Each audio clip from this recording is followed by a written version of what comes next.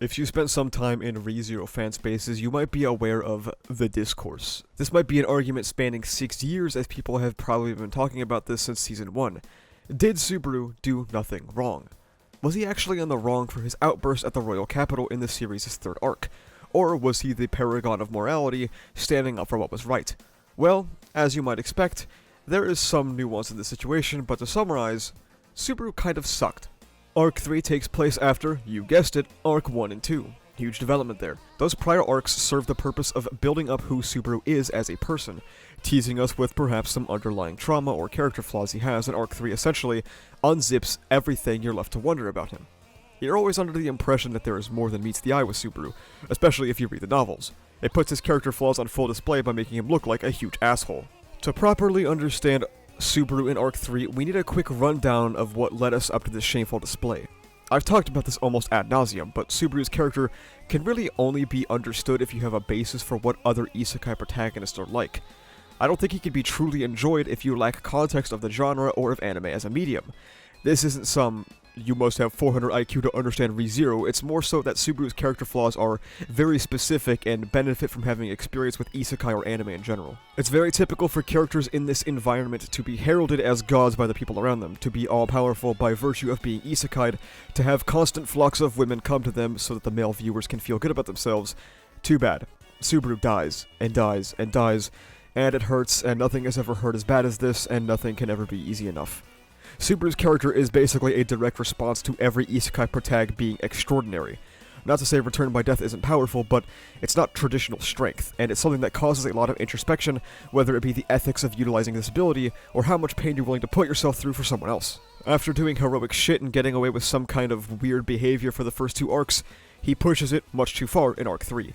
He has already overused magic to the point where his body is about to break down, and Emilia is tired of seeing him push himself to the brink of near death. So she asks him to do one thing.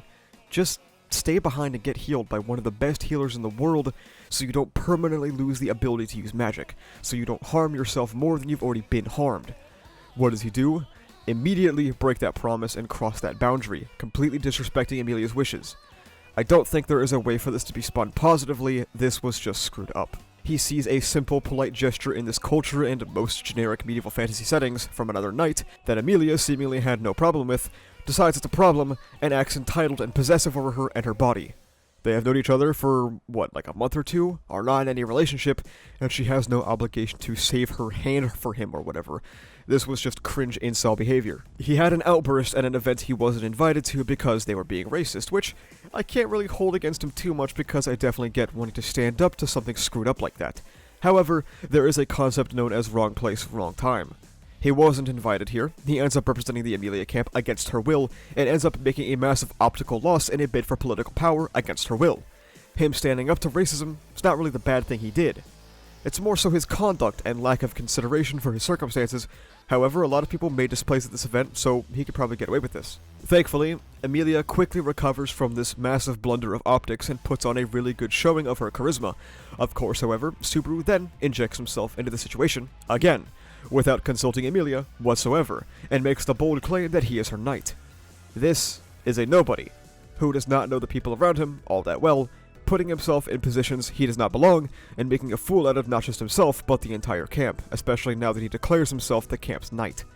I'm not going to say that Julius's conduct was perfect, because it wasn't, but Subaru put himself into this situation, readily accepted a duel when he's here to heal, and utilized magic when he was repeatedly warned by multiple people to not do that. Subaru was a jackass. He crossed people's boundaries, went against people's advice to enter masculine pissing contests, and then he has the nerve to blow up at Emilia when it's all said and done. And that's kind of the point. Arc 3 calls into question all of these flaws your average isekai MC might have as a result of being a shut-in for their formative years. To reject this, or to defend Subaru's actions, is missing the entire point of this arc as a whole. This is also exemplified through the knights introduced in the arc. He runs into Ferris, someone who, on the surface, does not seem to hold that tightly onto a masculine image, unlike Subaru, who has made repeated cringe comments about being a man or how women should look good for men, showing how entrenched in gender roles he might be. He then runs into Aldebaran, sorry anime onlys, who would then contrast with Subaru in that they are both from Japan.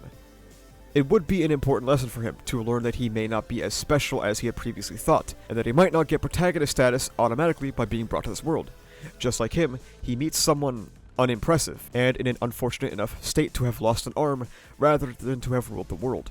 His next encounter is with Julius, someone who, just like Subaru, cares deeply about the way others perceive him. However, unlike Subaru, it has actually worked for him, and earned him a positive reputation, rather than making him look stupid up until this point. Obviously, we were already acquainted with Reinhard, but he is also important to tearing down the image of the self-proclaimed knight of Natsuki Subaru, as Reinhard is exactly what you would expect from an isekai protagonist. He's extraordinarily powerful. The kind of powerful Subaru was hoping he would be, until, well... All of these traits Subaru wants to represent in this new world are clearly shown in other people, and as we learn over the course of the series, they aren't without their own pitfalls, and Subaru's hubris and lack of respect for others in a world he considers to be his plaything blows up in his face in his talk with Emilia.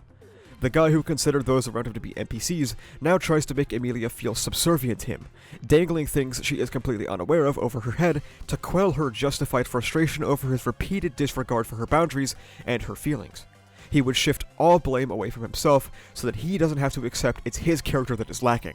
The antagonist of the arc, Petaljuice, makes this failing of Subaru's abundantly clear. Someone who is hopelessly and madly in love with the idea of someone that when it comes time to actually coming face to face with him on equal footing, rejection causes him to lash out and try to leverage everything he has done for her as a reasoning for why he doesn't deserve this treatment. The most blatant and obvious parallel towards Subaru's behavior earlier in the arc.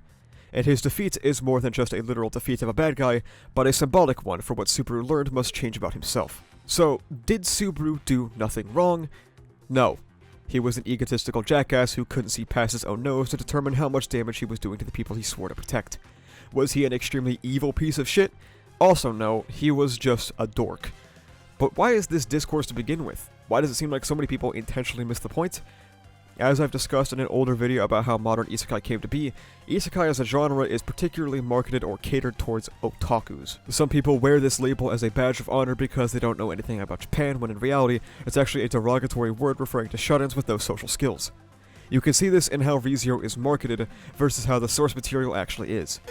I hate myself! ReZero, for better or for worse, captures this demographic of people who only want to read or watch to self-insert as Subaru, being surrounded by the women of this world, and when Arc 3 tears down this self-insert power fantasy tropes of modern isekai, it leads to either a vitriolic reaction or an outright denial of Subaru's wrongdoing. Isekai is a genre that isn't really known for respecting its women. It's known for seeing them as an object to be fought over, it's known to appeal to a viewer's power fantasy, and it's known to stay rigid in traditional gender norms.